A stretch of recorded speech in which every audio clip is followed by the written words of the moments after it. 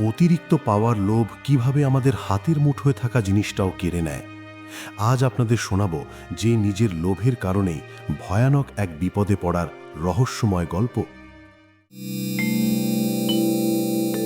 এক ছিল বিশাল সাভানা জঙ্গলের সবচেয়ে স্মার্ট আর চটপটে লিও নামের এক অদ্ভুত দ্রুতগামী চিতাবাঘ। শিকার ধরার টেকনিকে তার মতো ওস্তাদ আর কেউ ছিল না। একদিন দুপুরের দিকে লিও খুব ক্ষুধার্ত ছিল। অনেকক্ষণ ঘাসের আড়ালে ওত পেতে থাকার পর সে বেশ সুন্দর আর মাঝারি সাইজের একটা হরিণ শিকার করল।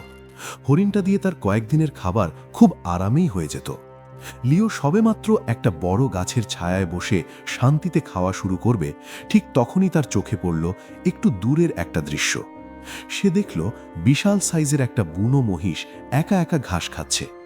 মহিষটাকে দেখে লিওর চোখের পলক আর পড়ে না। তার মাথায় তখন অদ্ভুত এক লোভ চেপে বসল। সে ভাবল, এই ছোট্ট হরিণ খেয়ে কি হবে? ওই বিশাল মহিষটাকে মারতে পারলে তো পুরো এক সপ্তাহ রাজকীয় ভোজ করা যাবে। এই অতিরিক্ত লোভের বশবর্তী হয়ে লিও তার কষ্ট করে শিকার করা হরিণটাকে ওখানেই ফেলে রেখে চুপি চুপি সেই বিশাল মহিষটার দিকে এগিয়ে গেল। কিন্তু লিও একটা জিনিস ভুলে গিয়েছিল। মহিষ শিকার করা কোনো সহজ কাজ নয়। সে যখনই মহিষটার ওপর লাফিয়ে পড়ল, মহিষটা ভয় না পেয়ে উল্টো ঘুরে লিওকে প্রবল জোরে এক গুঁতো মারল। লিওর মতো হালকা পাতলা চিতাবাঘ ওই বিশাল মহিষের শক্তির কাছে টিকতেই পারল না। ছিটকে গিয়ে পড়ল একটা কাঁটা ঝোপের ভেতর। মহিষটা তখন রেগে গিয়ে লিওকে পায়ের তলায় পিষে ফেলার জন্য তেড়ে আসলো। লিও কোনো মতে নিজের জীবনটা বাঁচিয়ে খোঁড়াতে খোঁড়াতে সেখান থেকে পালিয়ে গেল। হতাশ, রক্তাক্ত আর ক্লান্ত লিও অনেক কষ্টে ফিরে আসলো সেই গাছের নিচে যেখানে সে তার হরিণটাকে রেখে গিয়েছিল। কিন্তু এসে দেখে সেখানে কিছুই নেই।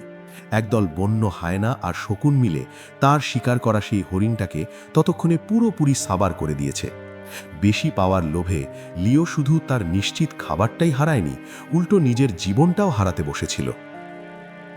বন্ধুরা, লিওর পরিণতি আমাদের শেখায় যে অতিরিক্ত লোভ সবসময়ই ক্ষতিকর।